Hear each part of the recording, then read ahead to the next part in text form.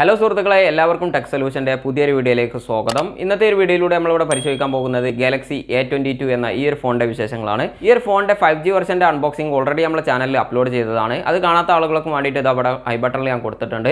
ഈ ഒരു ഫോണും ഇതിൻ്റെ 5G വെർഷനും തമ്മിൽ ചെറിയ ചെറിയ വ്യത്യാസങ്ങളൊക്കെ ഉണ്ട്. പ്രത്യേകിച്ചും അതിൻ്റെ ഡിസ്പ്ലേ അങ്ങനെയുള്ള കാര്യങ്ങളിലൊക്കെ വ്യത്യാസങ്ങളുണ്ട്. അപ്പോൾ അതുകൊണ്ടാണ് ഇതിൻ്റെ വീഡിയോ ഞാൻ പ്രത്യേകം വേറെ തന്നെ ചെയ്യാൻ കാരണം. ഇതിൻ്റെ ക്യാമറയിലും ഉണ്ട് ചെറിയ ചെറിയ വ്യത്യാസങ്ങളൊക്കെ കേട്ടോ.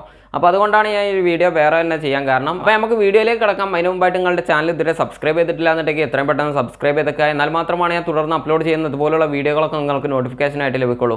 നമുക്ക് നേരെ വീഡിയോയിലേക്ക് കിടക്കാം. ഞാൻ Khader Velleri, welcome to tech solutions.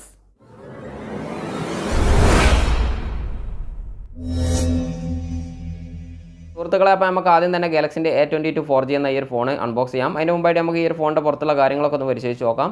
ഈ ഒരു സൈഡിലായിട്ട് നമുക്ക് മോഡൽ നമ്പർ കാണാൻ പറ്റുന്നുണ്ട്. അതോടൊപ്പം തന്നെ ഈ ഒരു ഫോൺ 128 GB സ്റ്റോറേജ് ഉള്ള ഫോണാണെന്ന് കാണാൻ പറ്റുന്നുണ്ട്. ഈ ഒരു ഫോൺ 6 GB RAM ആണെന്നുണ്ടെങ്കിലും ഇതിൻ്റെ പുറത്തായിട്ട് അതൊന്നും രേഖപ്പെടുത്തിയിട്ടില്ല. ബ്ലാക്ക് കളറാണെന്നുള്ളത് രേഖപ്പെടുത്തിയിട്ടുണ്ട്. നമ്മൾ മറ്റ് ഭാഗങ്ങളൊക്കെ പരിശോധിച്ച് നോക്കുമ്പോൾ പ്രത്യേകിച്ചൊന്നും കാണാൻ പറ്റുന്നില്ല. അതുകൊണ്ട് തന്നെ നമുക്ക് എത്രയും പെട്ടെന്ന് ഈ ഒരു ഫോണൊന്ന് അൺബോക്സ് ചെയ്തെടുക്കാം.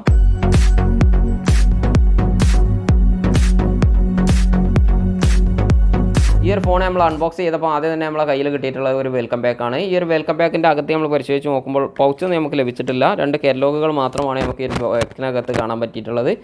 അടുത്തതായിട്ട് നമുക്ക് കാണാൻ പറ്റുന്നത് ഫോണാണ്. നമുക്ക് ഫോണിലേക്ക് തിരിച്ചു വരാം. അതിന് മുമ്പായിട്ട് നമുക്ക് ഇതിൻ്റെ ബോക്സും കൂടി ഒന്ന് പരിശോധിച്ച് നോക്കാം. ഈ ഒരു ബോക്സിൽ നമുക്ക് ഒരു 15 വാട്ട്സിൻ്റെ ഒരു ഫാസ്റ്റ് ചാർജർ നമുക്ക് ലഭിച്ചിട്ടുണ്ട്. അതോടൊപ്പം തന്നെ ഒരു ചാമ്പ് സ്റ്റൈലുള്ള ഒരു ഹെഡ്ഫോണും ഒരു ടൈപ്പ് C USB കേബിളും നമുക്ക് ലഭിച്ചിട്ടുണ്ട്. അതുകൂടാതെ നമുക്ക് ഈ ഒരു ബോക്സിനകത്ത് ഒരു സിം കാർഡ് എജക്ടറും നമുക്ക് ലഭിച്ചിട്ടുണ്ട്.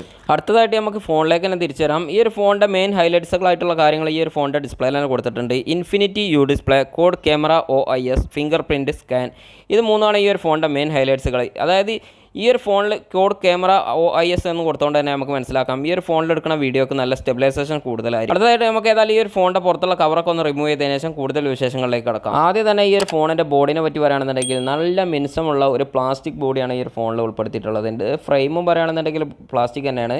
പക്ഷേ ഇതിൻ്റെ ബാക്ക് ബോഡി എടുത്ത് പറയേണ്ടതാണ് നല്ല തിളക്കമുള്ള, അതായത് നല്ല ഗ്ലോസിയാണ് ഈ ഒരു ഫോണിൻ്റെ ബാക്ക് ബോഡി എന്ന് തന്നെ പറയാം. പെട്ടെന്ന് നമ്മൾ വിരലടയാളൊക്കെ പിടിക്കാനുള്ള ചാൻസ് ഈ ഒരു ബോഡിക്കുണ്ട്. കാരണം അത്രത്തോളം സ്മൂത്താണ് ഈ ഒരു ഫോണിൻ്റെ ബാക്ക് ബോഡി ആയിട്ട് കമ്പനി കൊടുത്തിട്ടുള്ളത്. ഈ ഒരു ഫോണിൻ്റെ ബാക്ക് ക്യാമറ ഞാൻ പരിശോധിച്ച് നോക്കുമ്പോൾ 4 ക്യാമറ ഉള്ള സെറ്റപ്പിലാണ് ഈ ഒരു ഫോൺ വന്നിട്ടുള്ളത്. ഈ ഒരു ഫോണിൽ മെയിൻ ക്യാമറ 48 മെഗാപിക്സലാണ് വരുന്നത്. അതോടൊപ്പം തന്നെ ഇതിൻ്റെ അൾട്രാ വൈഡ് ആയിട്ട് കൊടുത്തിട്ടുള്ളത് 8 മെഗാപിക്സലാണ്. അതായത് 2 മെഗാപിക്സലിൻ്റെ ഡെപ്ത് സെൻസറും 2 മെഗാപിക്സലിൻ്റെ മാക്രോ ലെൻസും ഈ ഒരു ഫോണിൽ ഉൾപ്പെടുത്തിയിട്ടുണ്ട്. കൂടാതെ ഒരു LED ഫ്ലാഷും നമുക്ക് ബാക്ക് സൈഡിലായിട്ട് കാണാൻ പറ്റുന്നുണ്ട്. താഴെ ഭാഗം പരിശോധിച്ച് നോക്കുമ്പോൾ സാംസങ്ങിൻ്റെ ബ്രാൻഡ് നെയിമും കാണാൻ പറ്റുന്നുണ്ട്. ഇതിൻ്റെ ഇടതുവശം ഞാൻ പരിശോധിച്ച് നോക്കുമ്പോൾ ഫിംഗർ പ്രിൻറ്റോട് കൂടിയിട്ടുള്ള പവർ ബട്ടണാണ് എനിക്ക് കാണാൻ പറ്റിയിട്ടുള്ളത്. അതോടൊപ്പം തന്നെ അതിൻ്റെ അടുത്തായിട്ട് തന്നെ വോളിയം അപ്പ് ആൻഡ് ഡൗൺ ബട്ടണും ഉൾപ്പെടുത്തിയിട്ടുണ്ട്. ഇതിൻ്റെ മുകൾ വശം പരിശോധിച്ച് നോക്കുമ്പോൾ എക്സ്ട്രാ ഒരു മൈക്രോഫോണും കാണാൻ പറ്റുന്നുണ്ട്. ഈ ഒരു വലതുവശത്തായിട്ടാണ് സിം കാർഡ് ട്രേ ഉൾപ്പെടുത്തിയിട്ടുള്ളത്. ഇതിൻ്റെ താഴെ ഭാഗം നമ്മൾ പരിശോധിച്ച് നോക്കുമ്പോൾ 3.5 mm ഒരു ഹെഡ്ഫോൺ ജാക്കും ഒരു മൈക്രോഫോണും ഒരു ടൈപ്പ് C ഇൻപുട്ടും ഒരു സ്പീക്കർ ഗ്രില്ലും കാണാൻ പറ്റുന്നുണ്ട്. ഈ ഒരു ഫോണിൻ്റെ സിം കാർഡ് ട്രേ പരിശോധിച്ച് നോക്കുമ്പോൾ 2 സിം കാർഡും ഒരു മെമ്മറി കാർഡും നമുക്ക് ഒരേ സമയം ഉപയോഗിക്കാൻ പറ്റുന്ന രീതിയിലാണ് കമ്പനി ഈ ഒരു ഫോണിൻ്റെ സിം കാർഡ് ട്രേ അറേഞ്ച് ചെയ്തിട്ടുള്ളത്. അടുത്തതായിട്ട് നമുക്ക് മൊബൈൽ ഫോൺ ഓൺ ആക്കിയതിനു ശേഷം കൂടുതൽ വിവരങ്ങളിലേക്ക് കടക്കാം. സുഹൃത്തുക്കളെ, ഞാൻ ഈ ഒരു ഫോണ് കംപ്ലീറ്റ് ഓൺ ആക്കിയതിനു ശേഷം ഇതിൻ്റെ സെറ്റിങ്സുകളെല്ലാം ചെയ്തു. ഇപ്പോൾ ഫിംഗർ പ്രിൻറ്റ്, ഫേസ് ലോക്ക് എന്നീ ലോക്കുകളൊക്കെ സെറ്റ് ചെയ്തിട്ടുണ്ട്. പക്ഷേ അങ്ങനെയൊക്കെയാണെന്നുണ്ടെങ്കിലും അതിന് മുമ്പായിട്ട് എനിക്ക് ഈ ഒരു ഫോണിൽ ഏറ്റവും ഇഷ്ടപ്പെട്ടിട്ടുള്ളത് ഇതിൻ്റെ ഡിസ്പ്ലേ തന്നെയാണ്. ഈ ഒരു ഫോണിൽ ഉപയോഗിച്ചിട്ടുള്ളത് HD ഡിസ്പ്ലേ ആണെന്നുണ്ടെങ്കിലും AMOLED ഡിസ്പ്ലേ ആണ് ഉപയോഗിച്ചിട്ടുള്ളത്. 90 ഹെർട്സിൻ്റെ AMOLED ഡിസ്പ്ലേ ആണ് ഈ ഒരു ഫോണിൽ ഉപയോഗിച്ചിട്ടുള്ളത്. നമുക്ക് ഇതിൻ്റെ ഒരു ക്ലാരിറ്റി എങ്ങനെയുണ്ടെന്നുള്ളതൊക്കെ നോക്കാം. ഞാൻ നോക്കിയിട്ട് നോക്കി നല്ലൊരു ക്ലാരിറ്റി തന്നെയാണ് എനിക്ക് ഈ ഒരു ഫോണിൽ തോന്നിയിട്ടുള്ളത്. ഇതിൻ്റെ ഒരു ക്യാമറൻ്റെ ക്ലാരിറ്റിൻ്റെ കുറവുകൊണ്ട് ചിലപ്പോൾ നിങ്ങൾക്ക് എത്ര ക്ലാരിറ്റി ഉള്ളതായിട്ട് ചിലപ്പം ഫീൽ ചെയ്തോളണമെന്നില്ല. പക്ഷെ നല്ല ക്ലാരിറ്റി ഉള്ള ഒരു ഫോൺ തന്നെയാണെന്ന് പറയാം. കാരണം AMOLED ആയതുകൊണ്ട് നമുക്ക് അതിനെപ്പറ്റി കൂടുതൽ ഞാൻ വിശദാംശങ്ങൾ തരേണ്ട ആവശ്യമില്ല. പിന്നെ മറ്റു കാര്യങ്ങളിലേക്ക് കിടക്കുകയാണെന്നുണ്ടെങ്കിൽ നമുക്ക് ആദ്യം തന്നെ ഈ ഒരു ഫോണിൻ്റെ ഫിംഗർ പ്രിൻറ്റ് എങ്ങനെ ഉണ്ട് എന്നുള്ളതൊക്കെ ഒന്ന് പരിശോധിച്ച് നോക്കാം. ഞാനിപ്പോൾ ഈ ഫോണിൻ്റെ ഫിംഗർ പ്രിൻറ്റ് സെറ്റ് ചെയ്തിട്ടുണ്ട്. ഞാൻ ജസ്റ്റ് ഒന്ന് വെച്ച് കൊടുക്കുകയാണ്. വളരെ ഫാസ്റ്റായിട്ട് തന്നെ ഈ ഒരു ഫോണിൻ്റെ ഫിംഗർ പ്രിൻറ്റ് വർക്ക് ചെയ്യുന്നുണ്ടെന്ന് പറയാം. അടുത്തതായിട്ട് നമ്മൾ പരിശോധിക്കാനുള്ളത് ഈ ഒരു ഫോണിൻ്റെ ഫേസ് ലോക്കാണ്. ഞാനിപ്പോൾ ഈ ഒരു ക്യാമറയുടെ മുമ്പിലേക്ക് ഒന്ന് വരികയാണ്. വളരെ ഫാസ്റ്റായിട്ട് തന്നെ ഈ ഒരു ഫോണിൻ്റെ ഫേസ് ലോക്കും വർക്ക് ചെയ്യുന്നുണ്ട് തന്നെ നമുക്ക് പറയാം. അടുത്തതായിട്ട് നമുക്ക് ഈ ഒരു ഫോണിൻ്റെ സോഫ്റ്റ്വെയർ ഇൻഫർമേഷൻ ഒന്ന് പരിശോധിച്ച് നോക്കാം. ഈ ഒരു ഫോണിൻ്റെ സോഫ്റ്റ്വെയർ ഇൻഫർമേഷൻ ഞാൻ പരിശോധിച്ച് നോക്കുമ്പോൾ എനിക്ക് മനസ്സിലായിട്ടുള്ളത് ഈ ഒരു ഫോൺ പുറത്തിറങ്ങിയിട്ടുള്ളത് Android 11 അതോടൊപ്പം തന്നെ സാംസങ്ങിൻ്റെ One UI Core വേർഷൻ 3.1 ആണ് ഈ ഒരു ഫോണിൽ ഉൾപ്പെടുത്തിയിട്ടുള്ളത്. അതിനുശേഷം ഞാൻ ഈ ഒരു ഫോണിൽ ചെക്ക് ചെയ്തത് NFC ഉണ്ടോ എന്നുള്ളതാണ്. ഈ ഒരു ഫോണിൽ ഞാൻ പരിശോധിച്ച് നോക്കുമ്പോൾ എനിക്ക് NFC ഉണ്ട് എന്നുള്ളതാണ് മനസ്സിലാക്കാൻ പറ്റിയിട്ടുള്ളത്. അതിനുശേഷം ഇതിൽ സ്ക്രീൻ റെക്കോർഡിംഗ് ഉണ്ടോ എന്ന് പരിശോധിച്ച് നോക്കുമ്പോൾ ഈ ഒരു ഫോണിൽ പ്രീ ഇൻസ്റ്റാൾ ആയിട്ട് സ്ക്രീൻ റെക്കോർഡ് വന്നിട്ടില്ല എന്നുള്ളത് മനസ്സിലായി. അതിനുശേഷം ഡാർക്ക് മോഡ് പരിശോധിച്ച് നോക്കുമ്പോൾ ഡാർക്ക് മോഡ് ഉണ്ട് എന്നുള്ളത് മനസ്സിലായിട്ടുണ്ട്. പിന്നെ ഞാൻ ഈ ഒരു ഫോണിൽ കോൾ റെക്കോർഡിംഗ് ഉണ്ടോ എന്ന് പരിശോധിച്ച് നോക്കുമ്പോൾ ഈ ഒരു ഫോണിൽ കോൾ റെക്കോർഡിംഗ് ഇല്ല എന്നുള്ള വിവരം കിട്ടിയിട്ടുണ്ട്. അതിനുശേഷം ഞാൻ സാധാരണ എപ്പോഴും പരിശോധിക്കാറുള്ളത് ഈ ഒരു ഫോണിൽ സ്മാർട്ട് വ്യൂ എന്ന ഫീച്ചർ ഉണ്ടോ എന്നുള്ളതാണ്. അതായത് നമുക്കറിയാം വയർലെസ് ആയിട്ട് ടി വിയിലേക്ക് കണക്ട് ചെയ്യണമെന്നുണ്ടെങ്കിൽ സ്മാർട്ട് വ്യൂ എന്ന ഫീച്ചർ ഉണ്ടായിരിക്കൽ നിർബന്ധമാണ്. ആ ഒരു ഫീച്ചറും ഈ ഒരു ഫോണിൽ നമുക്ക് ലഭിച്ചിട്ടില്ല. പിന്നെ ഞാൻ ഈ ഒരു ഫോണിലുള്ള പ്രീ ഇൻസ്റ്റാൾ ആയിട്ടുള്ള ആപ്ലിക്കേഷനൊക്കെ പരിശോധിച്ച് നോക്കുമ്പോൾ ഇതിൽ അധികം പ്രീ ഇൻസ്റ്റാൾ ആയിട്ടുള്ള ആപ്ലിക്കേഷനൊന്നും ഇതിൽ വന്നിട്ടില്ല. സാധാരണ എല്ലാ ഫോണിലും കാണാറുള്ള കുറച്ച് ആപ്ലിക്കേഷൻ മാത്രമാണ് ഈ ഒരു ഫോണിൽ കണ്ടിട്ടുള്ളൂ.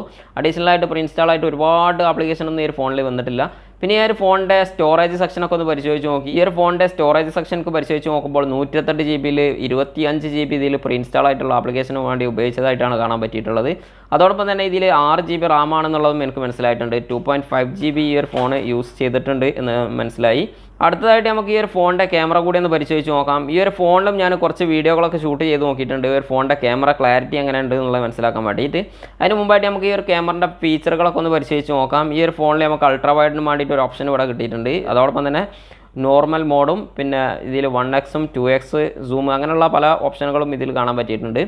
കൂടാതെ ഈ ഫോണിൽ portrait mode, photo, video, more സെക്ഷനായിട്ട് ഞാൻ പരിശോധിച്ച് നോക്കുമ്പോൾ പ്രോ ക്യാമറ കാണാൻ പറ്റിയിട്ടുണ്ട്. പ്രോ ക്യാമറ ഞാൻ പരിശോധിച്ച് നോക്കുമ്പോൾ ഫോട്ടോ ഷൂട്ടിന് മാത്രമാണ് പ്രോ ക്യാമറ ഉപയോഗിക്കാൻ പറ്റുന്നത്. വീഡിയോ മോഡിന് പ്രോ ക്യാമറ ഈ ഒരു ഫോണിൽ വന്നിട്ടില്ല. മറ്റു കാര്യങ്ങളൊക്കെ പരിശോധിച്ച് നോക്കുമ്പോൾ panorama mode, food, night, macro, slow motion, hyperlapse ഇത്രയും കാര്യങ്ങളാണ് നമുക്ക് ഈ ഒരു ക്യാമറയുടെ സെക്ഷനിലായിട്ട് കാണാൻ പറ്റിയിട്ടുള്ളത്. AR സോൺ പറഞ്ഞിട്ട് അഡീഷണൽ ഒരു ഫീച്ചറും ഈ ഒരു ഫോണിൽ കമ്പനി ഉൾപ്പെടുത്തിയിട്ടുണ്ട്. അടുത്തതായിട്ട് നമുക്ക് ഈ ഒരു ഫോണിൽ എടുത്തിട്ടുള്ള ഒരു വീഡിയോ സ്ക്രീനിലൊന്ന് കാണാം. സുഹൃത്തുക്കളെ, ഇപ്പോൾ നിങ്ങൾ കണ്ടുകൊണ്ടിരിക്കുന്നത് ഗാലക്സി A22 4G എന്ന ഫോണിൻ്റെ 48 മെഗാപിക്സലിൻ്റെ മെയിൻ ക്യാമറയിൽ എടുത്തിട്ടുള്ള ഒരു വീഡിയോ ആണ്. ഞാനിപ്പോൾ ഈ ഒരു ക്യാമറ പരിശോധിച്ച് നോക്കുമ്പോൾ എനിക്ക് മനസ്സിലാക്കാൻ പറ്റിയിട്ടുള്ളത് നല്ല സ്റ്റെബിലൈസേഷനൊക്കെ ഉള്ള ഒരു നല്ലൊരു ക്യാമറ തന്നെയാണ് ഗാലക്സി A22 4G എന്ന ഈ ഒരു ഫോണിൻ്റെത്. 5G അപേക്ഷിച്ചിട്ട് കുറച്ചും കൂടി ക്ലാരിറ്റി കൂടുതലുള്ളതുപോലെയാണ് എനിക്ക് ഈ ഒരു ക്യാമറൻ്റെ വീഡിയോ പരിശോധിച്ച് നോക്കുമ്പോൾ എനിക്ക് മനസ്സിലാക്കാൻ പറ്റിയിട്ടുള്ളത്. ഏതായാലും ഈ ഒരു ക്യാമറൻ്റെ വീഡിയോ ക്ലാരിറ്റി എങ്ങനെയുണ്ട് എന്നുള്ളതൊക്കെ നിങ്ങൾ തന്നെ സ്വയം മനസ്സിലാക്കുക. അതിന് വേണ്ടിയിട്ടാണ് ഞാൻ ഇങ്ങനെ ഒരു വീഡിയോ എടുത്തിട്ടുള്ളത്. ഇപ്പോൾ നോക്കുമ്പോൾ നല്ലൊരു ക്ലാരിറ്റി എനിക്ക് തോന്നിക്കുന്നുണ്ട്. പിന്നെ മാത്രമല്ല ഇതിൻ്റെ സ്റ്റെബിലൈസേഷനൊക്കെ നമ്മൾ പറയുകയാണെന്നുണ്ടെങ്കിൽ കുറച്ചും കൂടിയും ഒരു നല്ലൊരു സ്റ്റെബിലൈസേഷൻ തന്നെയാണെന്ന് പറയാം. ഇനി വേണമെന്നുണ്ടെങ്കിൽ പുറത്തുനിന്ന് കൂടി ഒരു വീഡിയോ എടുത്തിട്ട് ഞങ്ങൾക്ക് കാണിച്ചു തരാം. ഇപ്പം ഞാൻ ഈ വീഡിയോ എടുത്തുകൊണ്ടിരിക്കുന്നത് നടന്നുകൊണ്ടാണ് വീഡിയോ എടുക്കുന്നത്. എന്നാലും ഇതിൻ്റെ ഒരു ക്ലാരിറ്റി മറ്റ് ക്യാമറകളെ അപേക്ഷിച്ചിട്ട് നോക്കുമ്പോൾ നല്ല ഒരു ക്ലാരിറ്റി തന്നെ ഉണ്ടെന്ന് നമ്മൾ പറയാൻ പറ്റും. 48 മെഗാപിക്സലാണ് ഇതിൻ്റെ മെയിൻ ക്യാമറ വരുന്നത്. സുഹൃത്തുക്കളെ, ഈ ഒരു വീഡിയോ ഞാനിപ്പോൾ ഗാലക്സി A22 4G എന്ന ഈ ഒരു ഫോണിൻ്റെ ഫ്രണ്ട് ക്യാമറയിൽ എടുത്തിട്ടുള്ള ഒരു വീഡിയോ ആണ്. ഇപ്പോൾ ഈ ഒരു ഫോണിൻ്റെ ഫ്രണ്ട് ക്യാമറിനെ പറ്റി ഞാൻ എൻ്റെ ഒരു അഭിപ്രായം പറയുകയാണെന്നുണ്ടെങ്കിൽ 13 മെഗാപിക്സലാണ് ഈ ഒരു ഫോണിൻ്റെ ഫ്രണ്ട് ക്യാമറ. ആ ഒരു 13 മെഗാപിക്സലിനനുസരിച്ചിട്ടുള്ള ഒരു ക്ലിയർ ഉണ്ട്. എന്നാലും ചില ഭാഗത്തൊക്കെ കുറച്ച് വൈറ്റ് കൂടുതലായിട്ടുള്ള പോലെ എനിക്ക് ഫീൽ ചെയ്യുന്നുണ്ട്. ഇപ്പോൾ ഉദാഹരണത്തിന് എൻ്റെ ബാക്കിലുള്ള ആ ഫ്ലാറ്റ് ഒന്നും ശരിക്കും ക്ലിയർ ആവണില്ല. അങ്ങനത്തെ ഒരു പ്രശ്നമുണ്ട്. പക്ഷേ എന്നാലും നമ്മളെ ഫേസൊക്കെ കറക്റ്റായിട്ട് തന്നെ മനസ്സിലാക്കാൻ പറ്റുന്നുണ്ടെന്നാണ് എൻ്റെ ഒരു അഭിപ്രായം. പിന്നെ ഞാനിപ്പോൾ ഇളകുമ്പോഴുള്ള ഈ ഒരു സ്റ്റെബിലൈസേഷനും കാര്യങ്ങളൊക്കെ നിങ്ങൾക്ക് തന്നെ നോക്കിയാൽ മനസ്സിലാവും എത്രത്തോളം ഉണ്ട് എന്നുള്ളത്. ബാക്ക് ക്യാമറൻ്റെ ആ ഒരു സ്റ്റെബിലൈസേഷനൊന്നും ഈ ഒരു ഫ്രണ്ട് ക്യാമറക്ക് ഒരു കൊടുത്തിട്ടില്ല. ബാക്ക് ക്യാമറ നല്ല ഉഷാർ തന്നെയാണ്. പക്ഷേ ഫ്രണ്ട് ക്യാമറ അത്ര പോരാന്നാണ് എൻ്റെ അഭിപ്രായം. പിന്നെ വീഡിയോ കോളൊക്കെ ചെയ്യാൻ വേണ്ടിയിട്ടൊക്കെ ഈ ഒരു ക്ലാരിറ്റി മതിയാവും എന്നുള്ളത് തന്നെയാണ്. ഇപ്പോൾ സാധാരണഗതിയിൽ ഇപ്പം വീഡിയോ കോളൊക്കെ ചെയ്യാൻ ഉപയോഗിക്കലാണല്ലോ ഫ്രണ്ട് ക്യാമറ ലക്ഷ്യം. അങ്ങനെയൊക്കെ നോക്കുമ്പോൾ അതിനൊക്കെ ഒരു കുഴപ്പമുണ്ടാവില്ല എന്ന് തന്നെ പറയാം.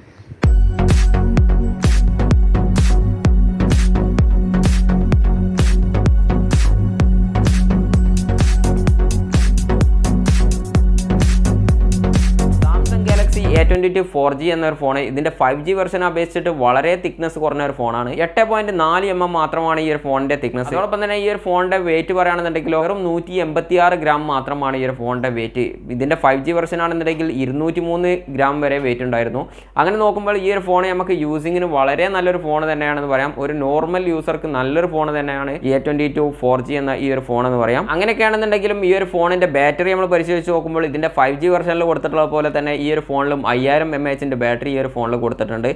ഇനി നമ്മൾ ഈ ഒരു ഫോണിൻ്റെ മറ്റു കാര്യങ്ങളിലേക്കൊക്കെ കടക്കുകയാണെന്നുണ്ടെങ്കിൽ ആദ്യം തന്നെ നമ്മൾ പരിശോധിച്ച് നോക്കേണ്ട ഈ ഒരു ഫോണിൻ്റെ ചിപ്സെറ്റാണ്. ഈ ഒരു ഫോണിൻ്റെ ചിപ്സെറ്റിനെ പറ്റി പറയുകയാണെന്നുണ്ടെങ്കിൽ MediaTekന്റെ Helio G80 എന്ന ചിപ്സെറ്റാണ് ഈ ഒരു ഫോണിൽ ഉൾപ്പെടുത്തിയിട്ടുള്ളത്. 12 നാനോമീറ്റർ ടെക്നോളജിയിലുള്ള ഒക്ടോകോർ പ്രൊസസ്സറാണ് ഈ ഒരു ചിപ്സെറ്റിൽ ഉൾപ്പെടുത്തിയിട്ടുള്ളത്. ഈ ഒരു ചിപ്സെറ്റിൽ ഉൾപ്പെടുത്തിയിട്ടുള്ള GPU പറയുകയാണെന്നുണ്ടെങ്കിൽ Mali G52 എന്ന GPU ആണ് ഈ ഒരു ചിപ്സെറ്റിൽ ഉൾപ്പെടുത്തിയിട്ടുള്ളത്. എന്തുകൊണ്ട് നല്ലൊരു ചിപ്സെറ്റ് തന്നെയാണെന്ന് പറയാം. പക്ഷേ പല ആളുകളും പറയുന്നുണ്ട് 10,000 രൂപൻ്റെ അല്ലെങ്കിൽ 12,000 രൂപൻ്റെ ഒക്കെ റേഞ്ചിലുള്ള റെഡ്മി ഫോണിലൊക്കെ ഉൾപ്പെടുത്തിയിട്ടുള്ള, പ്രത്യേകിച്ച് റെഡ്മി 9 ഉൾപ്പെടുത്തിയിട്ടുള്ള G80 എന്നൊരു പ്രൊസസ്സർ ഇത്രയും വിലയുള്ള ഫോണിന് വളരെ കുറഞ്ഞൊരു പ്രൊസസ്സറായിപ്പോയി എന്നുള്ള പല ആളുകളും അഭിപ്രായപ്പെട്ടതായിട്ട് ഞാൻ കണ്ടിട്ടുണ്ട്. എനിക്ക് അങ്ങനത്തെ ആളുകളോട് പറയാനുള്ളത്, അങ്ങനെയുള്ള ഫോണുകളിലൊക്കെ നമ്മൾ ഡിസ്പ്ലേ നോക്കുകയാണെന്നുണ്ടെങ്കിൽ LCD ഡിസ്പ്ലേ ആയിരിക്കും ഉപയോഗിച്ചിട്ടുള്ളത്. അതുകൊണ്ടാണ് ആ ഒരു ഫോണിന് അത്ര റേറ്റ് കുറയാൻ കാരണം. ഈ ഒരു ഫോണിൻ്റെ പ്രൈസുമായിട്ട് താരതമ്യം ചെയ്യുമ്പോൾ നമ്മൾ LED ഡിസ്പ്ലേയും കൂടി താരതമ്യം ചെയ്യുമ്പോഴാണ് നമുക്ക് ഈ ഒരു പ്രൈസിൽ എത്താൻ പറ്റുള്ളൂ. കാരണം ഓരോ ഫോണിൻ്റെയും പ്രൈസ് നിയന്ത്രിക്കുന്നത് ഒരിക്കൽ അതിൻ്റെ ഡിസ്പ്ലേ അല്ലെങ്കിൽ അതിൻ്റെ ചിപ്സെറ്റ് ആയിരിക്കും. ചിപ്സെറ്റിൻ്റെ റേറ്റ് കൂടുമ്പോൾ ഡിസ്പ്ലേ ഒരു കോസ്റ്റ് കുറച്ചിട്ട് അതിൻ്റെ പാകത്തിലെത്തിക്കാനുള്ള ഒരു പ്രൈസിലെത്താനാണ് എല്ലാ ബ്രാൻഡുകളും ശ്രമിക്കാറുള്ളത്. ഇനി നമ്മൾ ഈ ഒരു ഫോണിൻ്റെ പ്രൈസിനെ പറ്റി പറയുകയാണെന്നുണ്ടെങ്കിൽ ഈ ഒരു ഫോൺ നിലവിൽ ലഭ്യമായിട്ടുള്ളത്, ഞാൻ ഈ ഒരു ഫോൺ പർച്ചേസ് ചെയ്തിട്ടുള്ളത് ഒമാനിലാണ്. ഈ ഒരു ഫോണിൻ്റെ ഒമാൻ റിയാൽ നമ്മൾ പറയുകയാണെന്നുണ്ടെങ്കിൽ 85 റിയാലാണ് ഒമാനിൽ ഈ ഒരു ഫോണിൻ്റെ പ്രൈസ് എന്ന് പറയുന്നത്. ഏകദേശം ഇന്ത്യൻ റുപ്പിയിലേക്ക് കൺവേർട്ട് ചെയ്യുകയാണെന്നുണ്ടെങ്കിൽ 15,000 രൂപ മുതൽ 17,000 രൂപ വരെ വരാനുള്ള ചാൻസ് ഈ ഒരു ഫോണിനുണ്ട്.